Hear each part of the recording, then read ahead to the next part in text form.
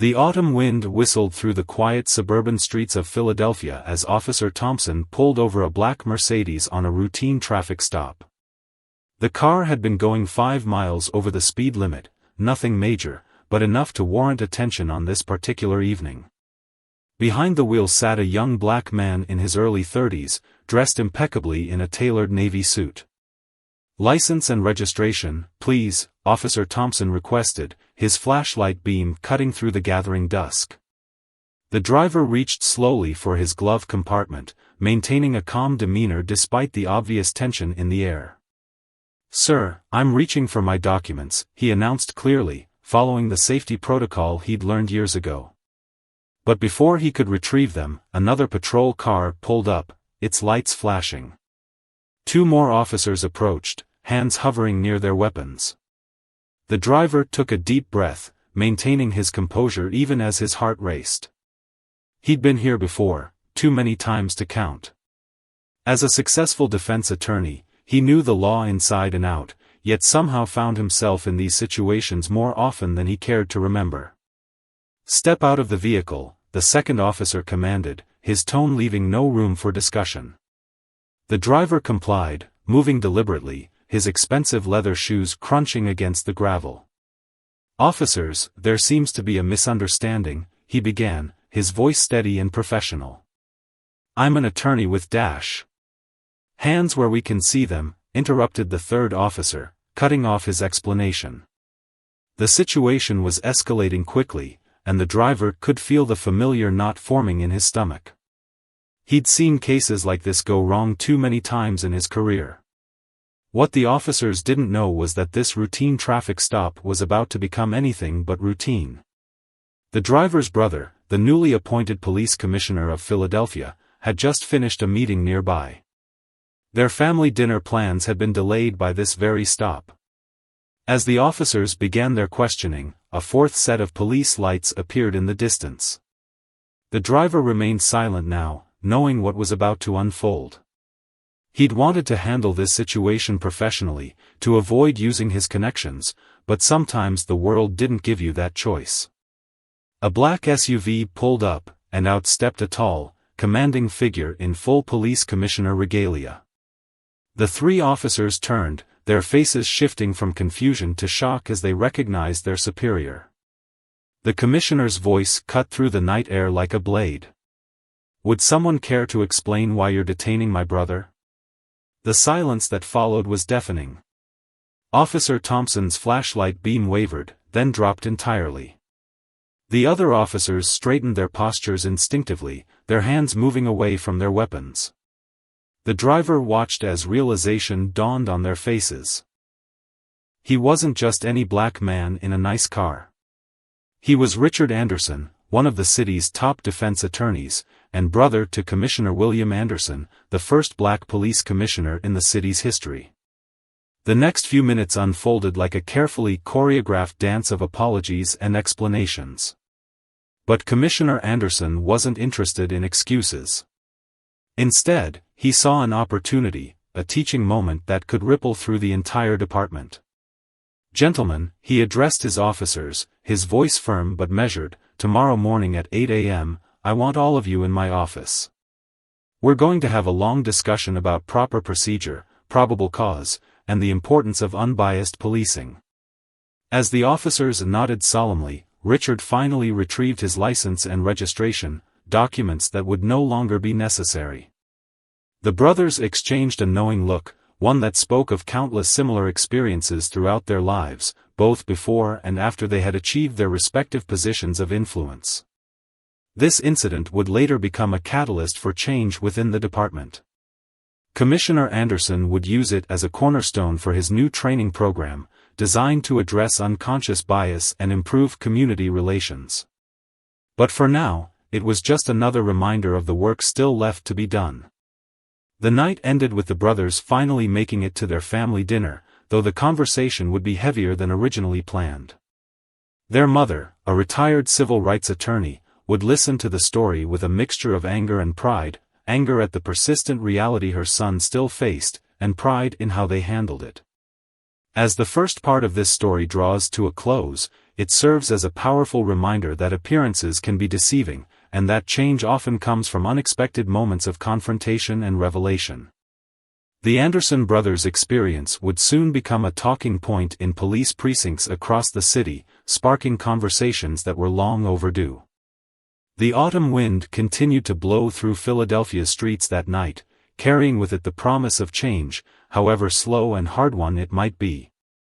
And somewhere in the city, 3 officers began to realize that this routine traffic stop would become a turning point in their careers, and perhaps in their understanding of the world. The next morning arrived with the weight of expectation hanging in the air. The 3 officers from the previous night's incident sat quietly in the waiting area outside Commissioner Anderson's office, their usual confidence replaced by nervous anticipation. Officer Thompson's leg bounced unconsciously as he checked his watch for the 5th time in as many minutes. Inside his office, Commissioner Anderson stood by the window, watching the morning sun cast long shadows across the city he'd sworn to protect and serve. His brother Richard's words from their family dinner the previous night echoed in his mind, "It's not about punishment, Will. It's about transformation." At precisely 8 a.m., his secretary ushered the officers into the office. The room, with its walls lined with commendations and photographs documenting decades of police service, felt smaller than usual. Commissioner Anderson turned to face them, his expression unreadable. "Take a seat, gentlemen," he gestured to the chairs arranged before his desk. "I've spent most of the night thinking about how to approach this conversation. Before we begin, I want you to understand something. This meeting isn't about ending careers. It's about changing them."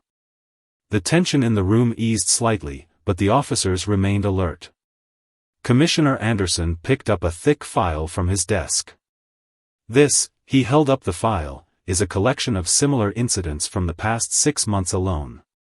Traffic stops, street encounters, random searches, all following a disturbing pattern.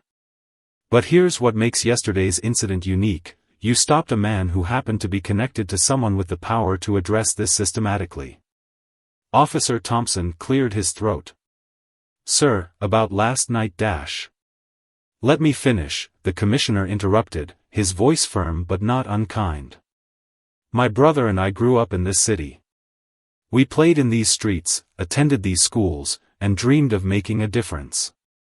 He chose law, I chose law enforcement, but we both saw the same problems from different angles." He opened the file and spread out several photographs, each showing different traffic stops involving minority drivers. These aren't just statistics or incident reports. Each one is a story, a moment where someone's dignity was compromised, where trust was broken. The youngest officer, Rodriguez, leaned forward, his face showing genuine concern. "Commissioner, we follow protocol. The vehicle matched a description Of what?" Commissioner Anderson asked sharply. "A black Mercedes in a city with thousands of them? Or was it the driver who matched a description?" The silence that followed was answer enough. "Here's what's going to happen," the commissioner continued, pulling out 3 new folders. "Each of you will be temporarily reassigned. Officer Thompson, you'll be working with our community outreach program in North Philly. Officer Rodriguez, you're joining the Youth Mentorship Initiative. Officer Chen, you'll be assisting with our Civilian Oversight Committee." The officers exchanged glances, unsure whether these assignments were punishments or opportunities. Additionally, Anderson continued, "You'll be part of a pilot program we're launching. My brother has agreed to conduct a series of workshops on legal rights, implicit bias, and community relations. Your participation and insights will help shape department-wide training." As the morning progressed, the meeting transformed from a disciplinary session into a frank discussion about policing, community trust, and personal growth.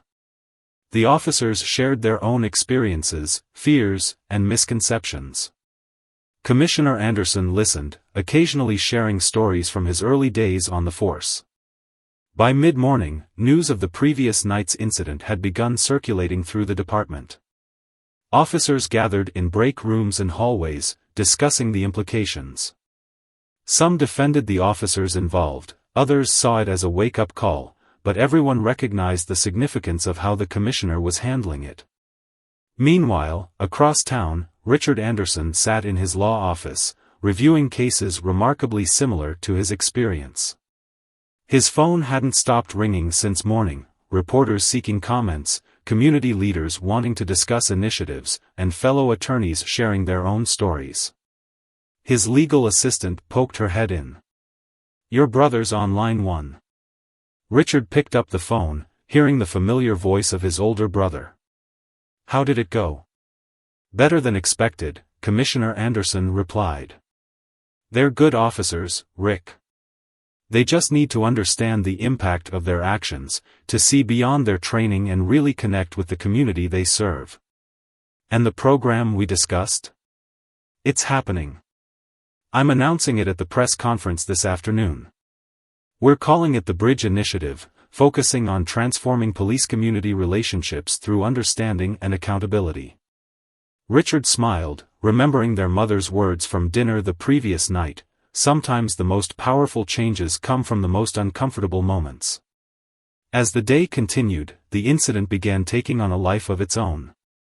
Local news stations ran stories about the commissioner's brother being profiled, but the narrative quickly shifted to focus on the department's proactive response.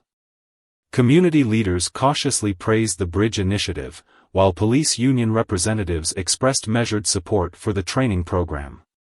Officer Thompson spent his afternoon at the community center in North Philly, watching kids play basketball and talking with local residents. For the first time in his career, he wasn't there to respond to a problem or enforce a law, he was there to listen and learn. Officer Rodriguez found himself sharing lunch with teenagers in the youth mentorship program, hearing their stories about interactions with law enforcement. Their perspectives challenged his assumptions and made him question protocols he'd previously accepted without thought.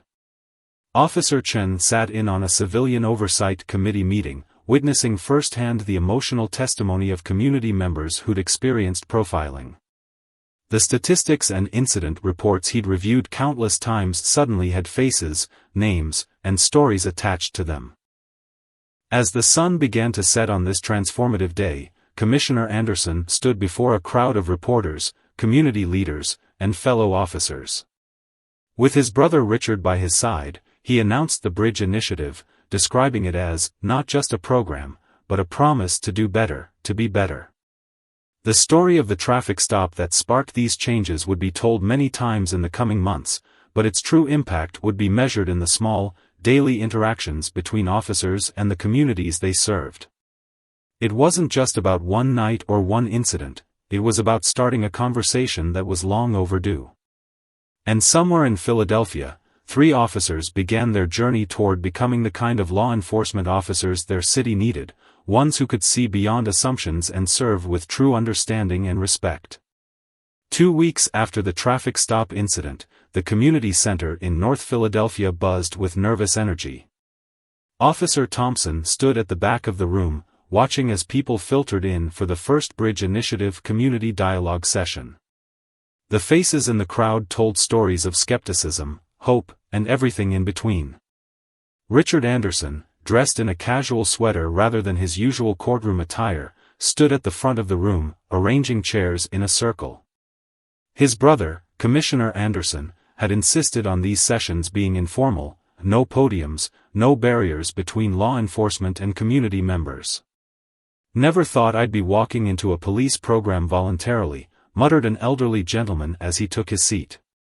His grandson, a teenager wearing basketball shorts and a hoodie, nodded in agreement but kept his eyes fixed on Officer Thompson. As the room filled, Richard noticed Officer Rodriguez slip in through the side door, followed by Officer Chen. They weren't required to attend this session, their assigned programs were different, but here they were, choosing to be part of this conversation. "Good evening, everyone," Richard began, his voice carrying the same quiet authority it held in courtrooms. "We're not here to lecture or to point fingers. We're here to share stories, to listen, and to understand each other better." The session began with Richard sharing his own story, not just of the recent traffic stop, but of a lifetime of similar experiences. As he spoke, heads nodded in recognition, and soft murmurs of agreement rippled through the crowd. Then came the harder part. A young woman stood up, her hands shaking slightly as she described being pulled over 3 times in 1 month, each time for routine checks. A father shared how he taught his 12-year-old son to keep his hands visible and movements slow during any police encounter. A retired teacher recounted decades of watching her students navigate a system that seemed stacked against them. Officer Thompson felt his chest tighten as he listened. Each story chipped away at the defensive wall he'd built over his years on the force. When it was his turn to speak, he surprised himself with his honesty. "I joined the force to protect and serve," he said, his voice rough with emotion. "But somewhere along the way, I started seeing threats instead of people. That night with Mr. Anderson, it could have been any of you. And that's not right."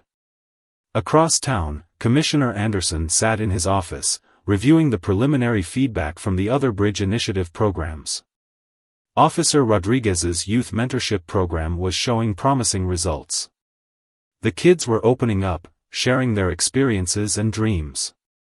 One boy had even expressed interest in becoming a police officer, but a different kind, he'd said. Officer Chen's work with the Civilian Oversight Committee had led to the creation of a new reporting system for community concerns. It wasn't perfect, but it was a start, a way for voices to be heard before situations escalated. The local media had moved beyond the initial traffic stop story, but they were watching the Bridge Initiative closely. Some outlets remained skeptical, running headlines like, "Can one incident really change a department?" Others highlighted the small but significant changes already taking place. Back at the community center, the dialogue session had evolved into something unexpected. People were sharing not just grievances but solutions. A local business owner suggested regular informal meet and greets with beat officers. A high school student proposed a shadowing program to help officers understand youth perspectives. Richard watched as Officer Thompson engaged in conversation with the elderly gentleman from earlier, their initial awkwardness giving way to genuine dialogue. The man's grandson had joined them, cautiously at first, then with growing animation as they discussed his basketball team and college aspirations. But not everyone was convinced. Outside the center, a small group of protesters held signs questioning the sincerity of the initiative. "Actions speak louder than words," read one sign. They weren't wrong, these sessions were just the beginning. Later that evening, the Anderson brothers met at their mother's house, a weekly tradition that had taken on new significance since the incident. Over their mother's famous sweet potato pie, they discussed the day's events. "It's not going to be easy," Richard said, pushing his plate away. "Some of these wounds go back generations." Commissioner Anderson nodded. "But for the first time, I'm seeing officers really listening. Not just hearing, but listening." Their mother, who had been quietly observing, finally spoke. "You know what makes this different?" she asked, looking at her sons. "It's not top-down. You're not just telling people what to do, you're creating spaces for them to learn from each other." The next morning, Officer Thompson arrived at his precinct earlier than usual. He had a meeting with his sergeant to discuss implementing some of the suggestions from the community session. As he walked through the parking lot, he noticed the young woman from the dialogue session dropping off her children at the daycare center across the street. Their eyes met, and after a moment's hesitation, she gave him a small nod. It wasn't friendship or even trust, not yet. But it was acknowledgement, a tiny crack in the wall of suspicion that had separated police from the community for so long. In his office, Commissioner Anderson reviewed the latest statistics. Complaint rates were down slightly in the precincts participating in the Bridge Initiative. It was too early to call it a trend, but it was something. His phone buzzed with a text from Richard, "Second session tonight. Twice as many people signed up." The Bridge Initiative was far from perfect. Some officers still resisted change, some community members remained skeptical, and the media continued to scrutinize every move. But in community centers, precinct halls, and neighborhood streets, something was shifting. Officer Rodriguez spent his lunch break playing basketball with the kids from his mentorship program. Officer Chen attended a community planning meeting where, for the first time, residents spoke up without fear. And throughout Philadelphia, small moments of understanding began to replace old patterns of suspicion. As the sun set on another day of small victories and ongoing challenges, the Anderson brothers' initial traffic stop incident had evolved into something larger than themselves. It had become a catalyst for change, a reminder that sometimes the most significant transformations begin with a single moment of revelation. 1 month into the Bridge Initiative, Commissioner Anderson stood before the City Council, preparing to present the program's preliminary results. The chamber was packed with observers, community leaders, police officers, media representatives, and concerned citizens. Among them sat his brother Richard, who had taken the morning off from court to attend. When we launched this program, the commissioner began, many called it a PR stunt. Others said it was too soft, too idealistic. But let me share what we've seen in just 4 weeks. He clicked through his presentation, showing statistics that told a promising story. Civilian complaints had dropped by 15% in participating precincts. Community tip cooperation had increased by 23%. Officer satisfaction ratings were up, and emergency response times had improved due to better community relations. But numbers didn't tell the whole story. The real changes were happening in the daily interactions on Philadelphia's streets. Just yesterday, Officer Thompson had demonstrated this change during a tense situation in North Philly. A group of teenagers had been reported for suspicious behavior outside a convenience store. In the past, such a call might have ended in confrontation. Instead, Thompson recognized one of the teens from the community center basketball games. He approached them with a friendly greeting, learned they were practicing dance moves for a school competition, and ended up watching their routine. The store owner, who had made the call, came out to watch too. The situation that could have escalated into another statistical incident became a moment of community connection. During the council presentation, a skeptical council member raised his hand. "Commissioner, these are heartwarming stories, but what about serious crime? Aren't we risking officer safety with all this friendliness?" Commissioner Anderson had expected this question. Actually, our officers report feeling safer in their beats. When communities trust the police, they're more likely to share information about real threats. Officer Chen, would you like to share your experience? Officer Chen stood from his seat in the chamber. His recent work with the Civilian Oversight Committee had given him a new perspective. Last week, we received crucial information about a drug operation because a grandmother felt comfortable enough to approach me during my regular coffee stop. She wouldn't have done that a month ago. The presentation continued, but in the back of the chamber, Richard noticed something more significant. Officers and community members who had arrived sitting on opposite sides of the room were now mingled together, discussing points as they came up. The physical barriers were breaking down, just like the metaphorical ones. After the council meeting, a local news crew caught up with Officer Rodriguez outside City Hall. He had become something of a face for the program's success after a video of him teaching kids police protocols through a basketball game went viral on social media. "The biggest change," Rodriguez explained to the reporter, "is in how we see each other. These aren't just assignments anymore. These are our neighbors, our community members. When you know someone's story, you police differently." But not everything was smooth sailing. Later that afternoon, Commissioner Anderson received a concerning report. A group of veteran officers had filed a formal complaint about the new training requirements, claiming they were unnecessary and time-consuming. The commissioner called his brother for advice. Richard, having dealt with resistance to change in the legal system, had wisdom to share. "Remember when Mom used to say you can't force a flower to bloom?" Richard asked. "Same principle. Some people need to see the benefits for themselves. Keep focusing on the officers who are on board, and let their success do the convincing. That evening, a community dinner was held at the same center where the first Bridge Initiative session had taken place. The elderly gentleman who had been skeptical at the first meeting was now helping to organize these monthly gatherings. His grandson had started a youth advisory council, working directly with Officer Rodriguez to build bridges between local teenagers and law enforcement. The dinner wasn't just about breaking bread together. It was a chance for informal conversations, for sharing concerns and celebrations. Officer Thompson brought his family this time, his young daughter quickly making friends with the local kids. A local shop owner stood up to share a story. "Last week, my store was robbed," she began. But what amazed me wasn't just how quickly the police responded, it was how they responded. They knew my name, they knew my business, they cared. That's the difference this program has made. As the evening wore on, Commissioner Anderson received an unexpected call. A police department from a neighboring city wanted to learn more about the Bridge Initiative. They'd been watching Philadelphia's experiment with interest, and their community was asking for similar changes.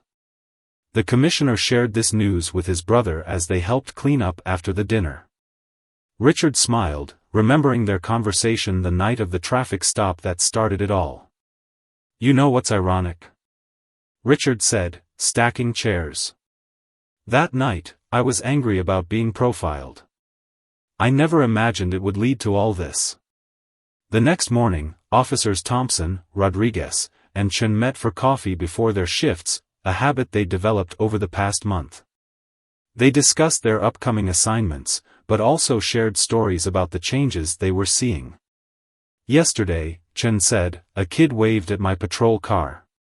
A year ago, that same kid would have run inside when he saw police." Thompson nodded. "It's like we're finally becoming what we always said we were, part of the community, not just policing it." The local paper ran a feature story that day about the Bridge Initiative's one-month milestone. The headline read, "From Traffic Stop to Transformation, How One Incident Changed a City's Approach to Policing." But perhaps the most telling sign of change came that afternoon. A rookie officer, fresh from the academy, was paired with Officer Thompson for training.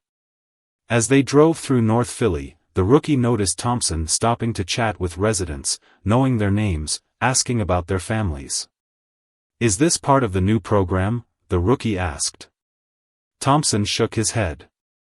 "This isn't a program anymore," he replied. "This is just good policing." As the sun set on another day in Philadelphia, the ripples from that fateful traffic stop continued to spread. What had begun as a moment of confrontation had evolved into a movement of transformation, proving that sometimes the most powerful changes come from the most unexpected moments. The morning sun painted Philadelphia's skyline in shades of gold as a news van from a national network pulled up outside police headquarters. 2 months had passed since the traffic stop that sparked the Bridge Initiative, and word had spread far beyond the city limits. Inside his office, Commissioner Anderson adjusted his tie, preparing for an interview that would broadcast the Philadelphia story to millions. His phone buzzed with a text from Richard, "Remember to tell them about Mrs. Washington's garden." The commissioner smiled, thinking about how a small community garden had become one of the initiative's most unexpected success stories. Mrs. Washington, a retired teacher, had started the garden in a vacant lot next to the North Philadelphia Community Center. What made it special was who helped maintain it, local kids working alongside police officers, growing vegetables and trust in equal measure. Officer Rodriguez had been the first to volunteer, and others quickly followed. "Commissioner, we're ready for you," called the producer, interrupting his thoughts.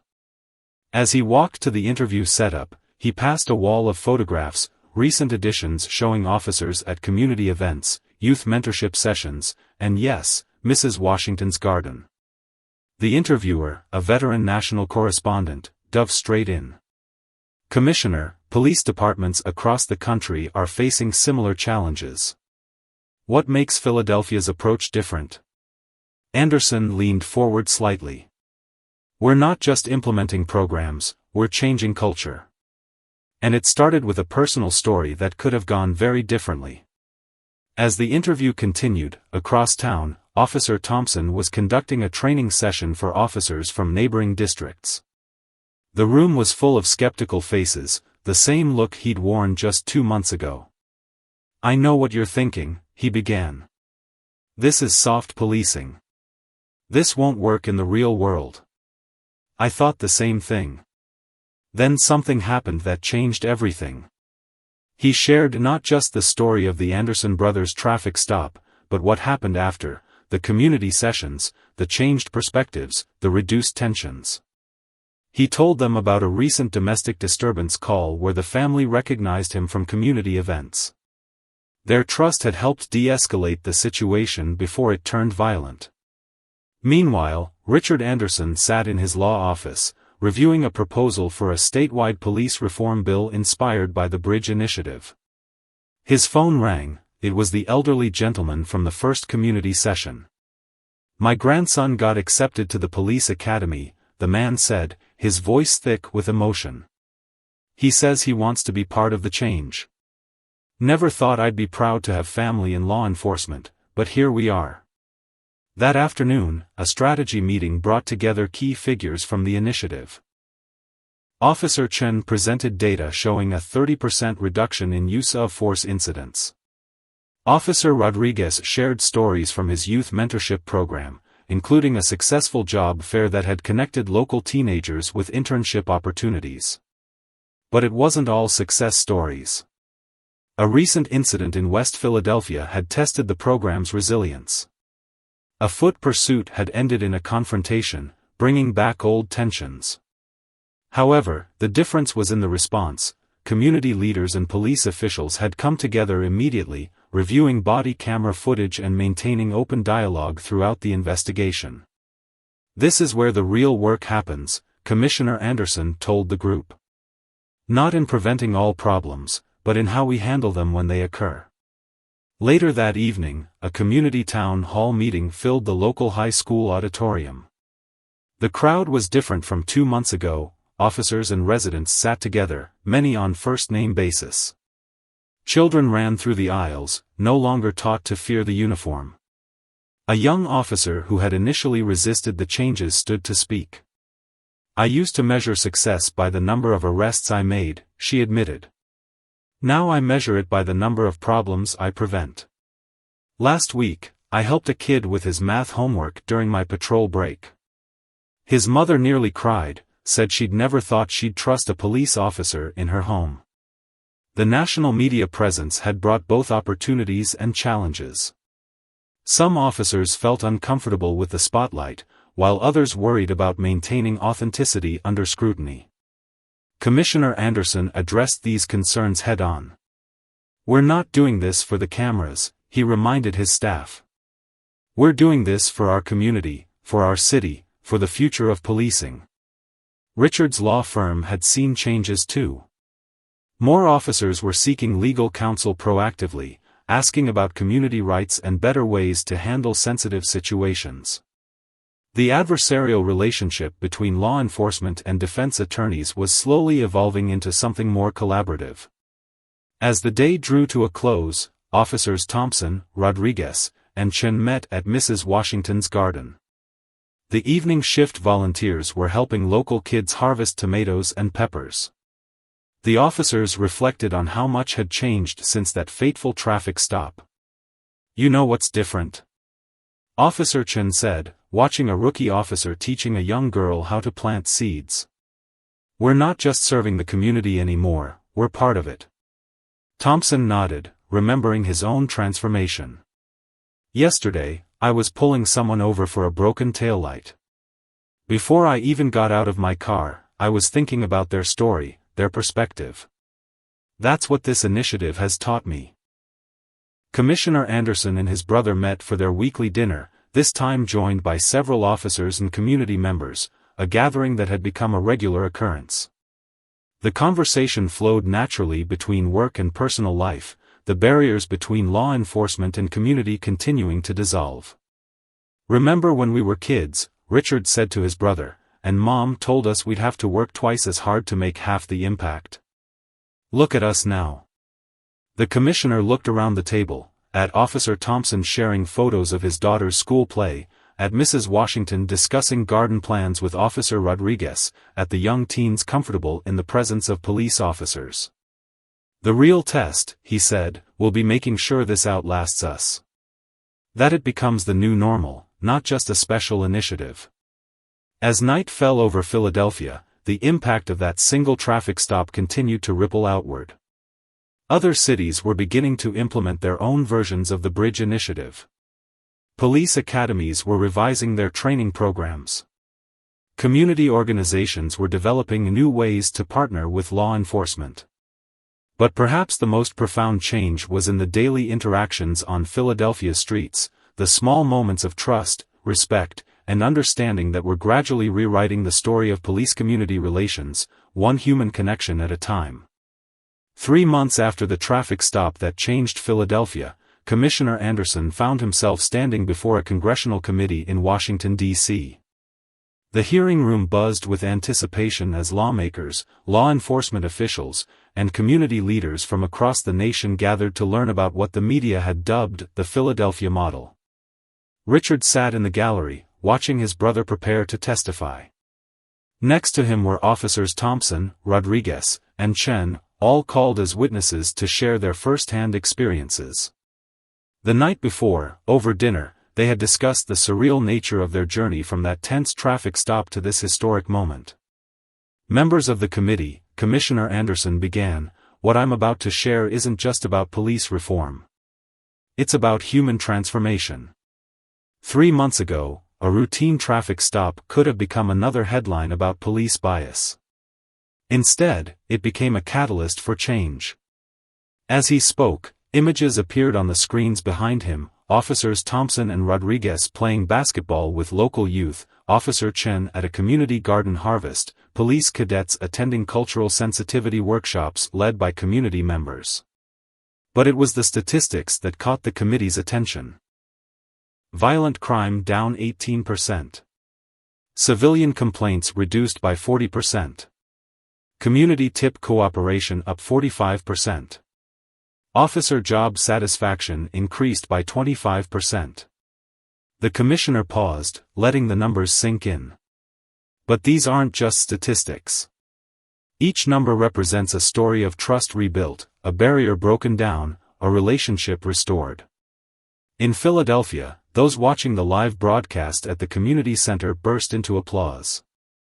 Mrs. Washington wiped away tears as she saw her garden project featured in the national spotlight. The elderly gentleman who had once been skeptical of the program sat with his grandson, now a police academy cadet, both beaming with pride. Back in Washington, Officer Thompson took the stand next. His testimony focused on the practical changes in daily policing.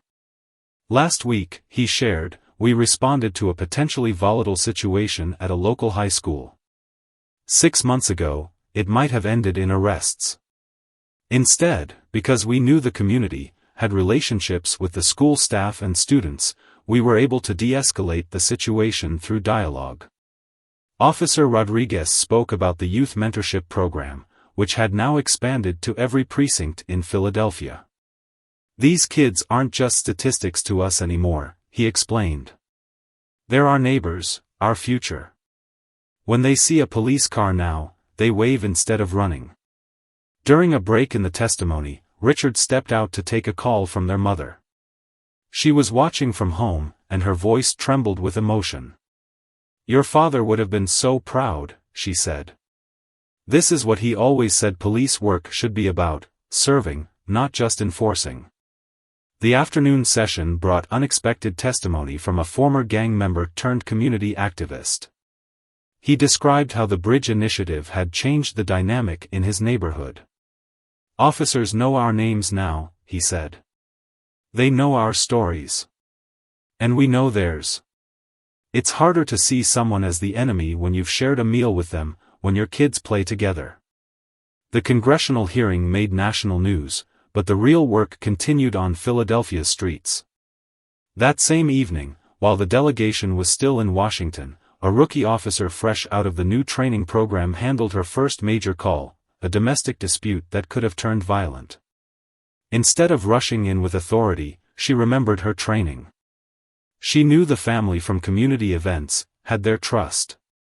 The situation was resolved peacefully, another small victory for the new approach to policing. Back in D.C., the committee members were particularly interested in the program's cost-effectiveness. Commissioner Anderson had come prepared. "We've actually saved money," he explained. "Less overtime for incident response, reduced liability costs, fewer legal challenges. But the real return on investment is in human capital, in trust built, lives touched, communities transformed." Officer Chen's testimony focused on the technical aspects, how the department had restructured its training, updated its protocols, and implemented new accountability measures. But it was his personal story that resonated most. "I used to think being a good cop meant being tough," he admitted. "Now I know it means being human first." The day concluded with a surprising announcement. A bipartisan group of lawmakers proposed national legislation based on the Bridge Initiative. The bill would provide funding and support for other cities wanting to implement similar programs.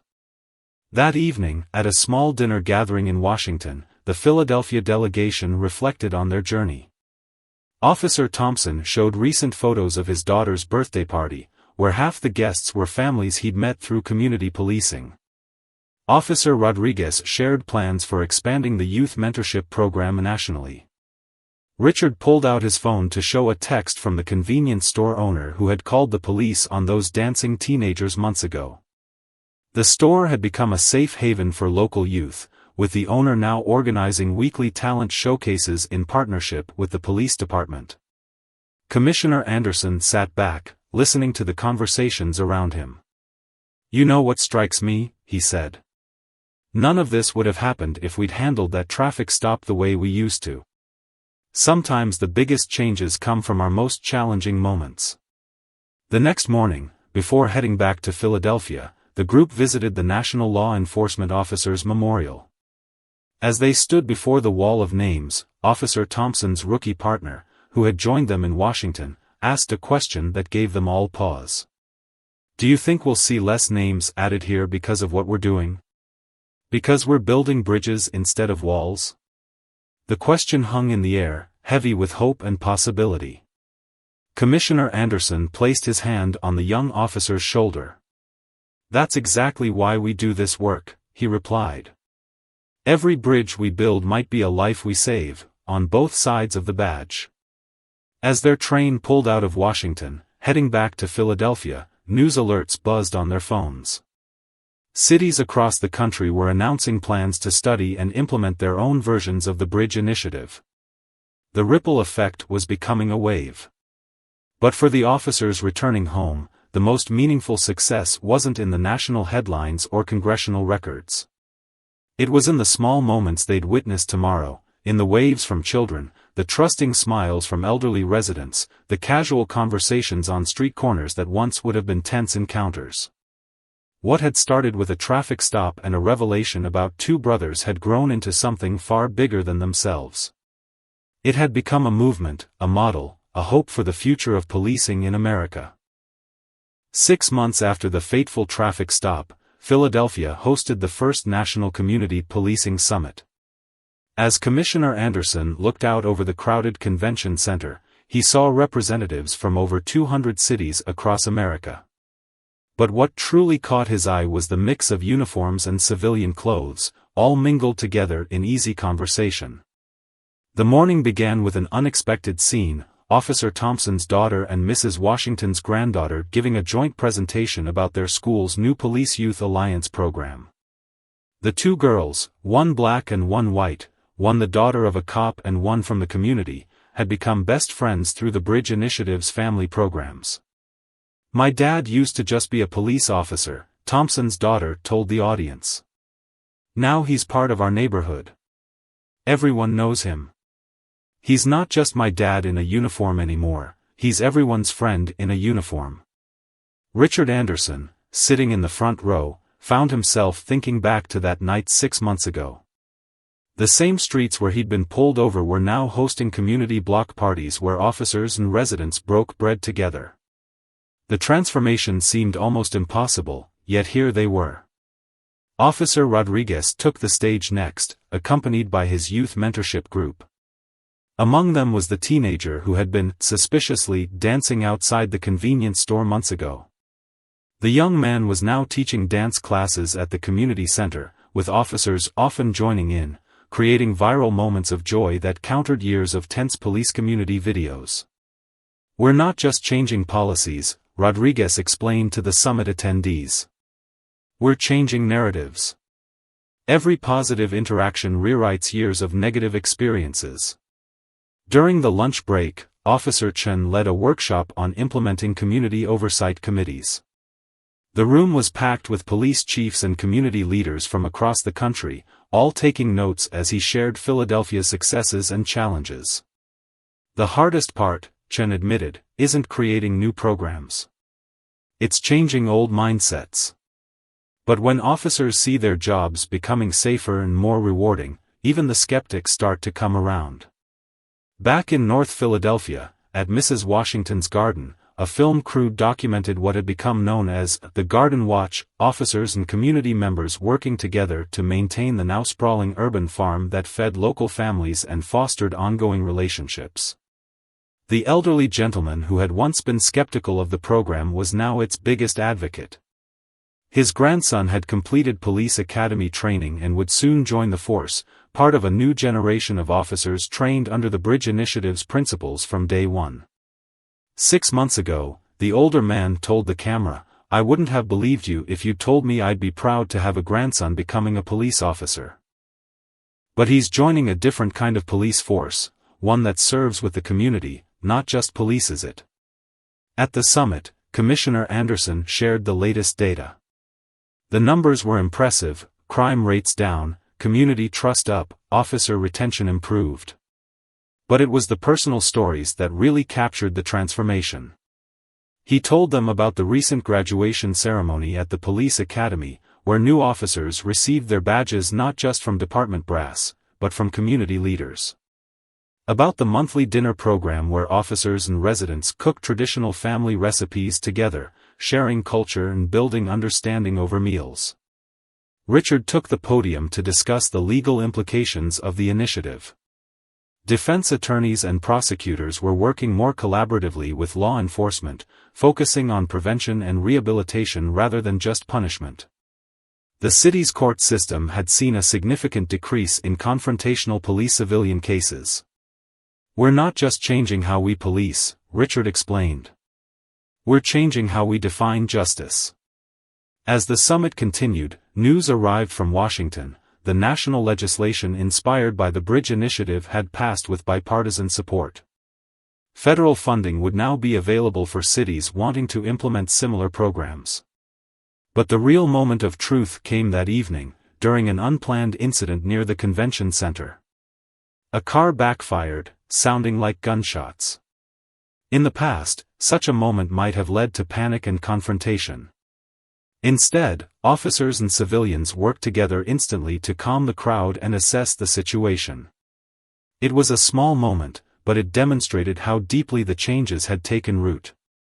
Later that night, the Anderson brothers met at their mother's house, just as they had 6 months ago after the traffic stop. The same dining room that had hosted their angry discussion of profiling now witnessed a different conversation, one about legacy and lasting change. "You know what's remarkable," their mother said, serving her famous sweet potato pie. "It's not just that you two turned a negative experience into positive change. It's that you helped others see how to do the same." The next morning, Officer Thompson started his patrol as usual, but nothing was really usual anymore. He knew the names of the kids waiting for the school bus, had coffee regularly with the shop owners on his beat, kept up with neighborhood news through the community council he now attended monthly. At the precinct, Officer Rodriguez was helping his youth mentorship group organize a career fair. Several of his former ments were now interested in law enforcement careers, seeing it as a way to serve their community rather than an opposing force. Officer Chen's Civilian Oversight Committee had become a model for other cities, demonstrating how transparency and accountability could build trust rather than create division. The committee now included former critics of the police department, their perspectives helping shape more effective and equitable policies. As the sun set on Philadelphia that evening, Commissioner Anderson stood at his office window, looking out over the city. On his desk lay a letter from a police chief in another state, describing how their implementation of the Bridge Initiative had already begun to heal decades-old wounds in their community. The final event of the summit was held at the same community center where the first Bridge Initiative session had taken place. The walls, once bare, now displayed photographs documenting the journey, tense beginnings, gradual changes, moments of breakthrough, and finally, transformation. Richard stood with his brother, watching as officers and community members mingled naturally, their children playing together, their families sharing stories and laughter. The barrier between us and them had dissolved into a simple we. "Remember when I said this would be hard?" Richard asked his brother. The commissioner nodded. "It still is. Every day. But now we know it's possible." A young officer approached them, someone who had joined the force after the Bridge Initiative began. "You know what's different now," she said. "We're not just enforcing the law, we're building community. And that makes all the difference." As the evening wound down, the Anderson brothers stepped outside into the Philadelphia night. The same streets that had witnessed that fateful traffic stop 6 months ago now told a different story, one of transformation, hope, and the power of human connection to overcome even the deepest divides. The traffic stop that could have been just another headline had instead become a catalyst for change, proving that sometimes the most powerful transformations begin with a single moment of revelation. And in Philadelphia, that revelation had grown into a movement that was reshaping not just one city, but the future of policing across America.